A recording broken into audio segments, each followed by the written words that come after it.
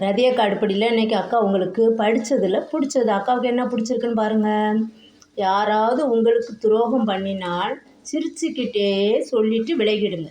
இன்றைக்கு எனக்கு, நாளைக்கு உனக்கு, அவ்வளவுதான். இதான் இன்றைக்கி அக்காவுக்கு படித்ததில் பிடிச்சது. உங்களுக்கு பிடிச்சிருக்கான்னு பாருங்கள்.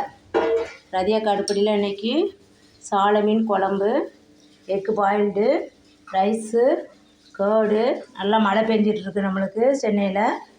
அப்புறம் இது வந்து ரவா பணியாரம். இப்போ நம்மளுக்கு இந்த எக்கு வந்து ஒரே ஒரு சின்ன குட்டி டிப்ஸ் கொடுத்துட்றேன் அக்கா.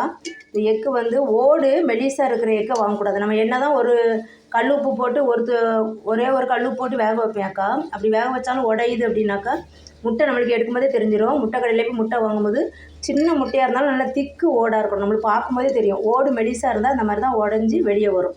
நம்ம ஒரு துளி சால்ட்டு போட்டு வேக வச்சாலும் உடஞ்சி வெளியே வரும். அதனால் நீங்கள் வந்து குட்டி முட்டை தான் நான் சொல்லி கேட்பேன். அப்போ தான் நம்மளுக்கு உடஞ்சி வெளியே வராது. அதில் உள்ள அந்த குட்டி முட்டையாக வாங்கி பாருங்கள். அதில் உள்ள மஞ்சக்கரு வந்து நல்லா எல்லோவாக இருக்கும். பெரிய பெரிய முட்டையை வாங்கி பாருங்கள், மஞ்சக்கரு லைட் கலராக இருக்கும். இந்த டிப்ஸை நீங்கள் ஃபாலோ பண்ணி பார்த்துட்டு அக்கா கமெண்ட்டில் எப்படி இருக்குது சொல்லுங்கள். ரதியக்கா அடுப்படிக்கு சப்ஸ்கிரைப் பண்ணுங்கள், லைக் பண்ணுங்கள், ஷேர் பண்ணுங்கள். தேங்க்யூ.